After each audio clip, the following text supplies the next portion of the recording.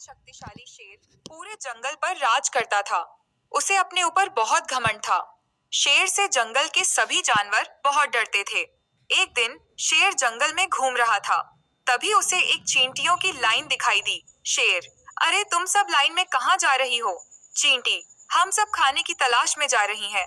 इतने बड़े जंगल में कहीं खो न जाएं, इसलिए लाइन में जा रहे हैं। शेर, ये जंगल मेरा है, मैं यहाँ का राजा हूँ। तुम्हें मुझसे डर नहीं लगता? चींटी, हमें कैसा डर, आप बड़े जानवरों को खा सकते हो, इसलिए वो आपसे डरते होंगे। हमें तो आप खा नहीं सकते। शेर, अच्छा ये बात है, मैं तुम्हें एक बार में मसल दूंगा, सारी मारी जाऊंगी। चींटी, जाओ जाओ, अभी हमारे पास समय नहीं है, फिर कभी मिलना और कोशिश कर लेना। शेर, रुको जरा, मैं अभी बताता हूँ, कहकर उनके ऊपर पैर रखने की कोशिश करता है, लेकिन वे सारी एक तने की जड़ में घुस जाती हैं, जहां तक शेर का पंजा पहुंच नहीं पाता। शेर को बहुत गुस्सा आता है।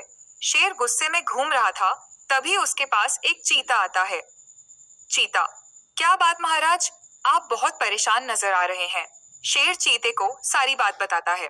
चीता, बस महाराज, इतनी सी बात, इन चींटियों को सबक सिखाने का उपाय मैं आपको बता दूंगा, लेकिन ये चिट्टियों वाली बात आप किसी को मत बताना, नहीं तो जंगल के बाकी जानवर आपसे डरना बंद कर देंगे। इससे आपका नुकसान तो होगा ही, साथ ही मेरा भी नुकसान हो जाएगा। आपका बचा हुआ भोजन मुझे मिल जाता है। शेर, वो सब छोड़, पहले ये बता करना क्या है। चीता, पास ही एक पेड़ पर मधुमक्खी का छत्ता है, वहां से थोड़ा सा शहद ले आते हैं।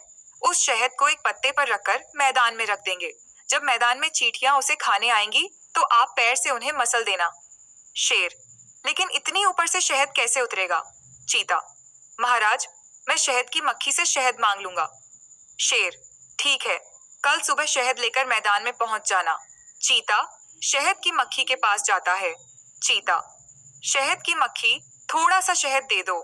हमारे महाराज, शेर की तबीयत ठीक नहीं है, वे शहद खाएंगे। अगर तुमने शहद नहीं दिया तो महाराज तुम्हारे छत्ते को तोड़ देंगे। शहद की मक्खी डर जाती है और शहद चीते को दे देती है। अगले दिन चीता शहद लेकर मैदान में शेर का इंतजार करने लगता है। इधर शहद की मक्खी बाकी जानवरों से महाराज के बीमार होने की बात करती है। यह खबर चींटी तक भी पहुंच जाती है।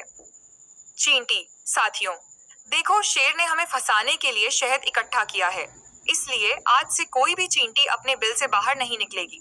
केवल 4 चींटियां जाकर उस शेर से मुकाबला करेंगी। अगले दिन शेर और चीता शहद को एक पत्ते पर रखकर चींटी के आने का इंतजार करने लगते हैं। 4 चींटियां धीरे धीरे शेर और चीते की ओर बढ़ने लगती हैं। शेर और चीता दोनों पत्ते पर नजर रखते हैं।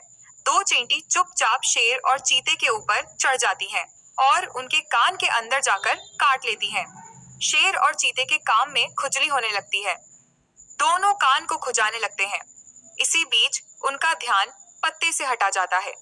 उसके बाद चारों चींटियां उस पत्ते को उठाकर मैदान से दूर पेड़ की जड़ में अपने बिल में पहुंच जाती हैं। शेर और चीता दोनों बहुत देर तक कान खुजाते रहते हैं। जब उन्हें थोड़ा सा ध्यान आता है तो वे देखते हैं कि न वहां पत्ता है न शहद।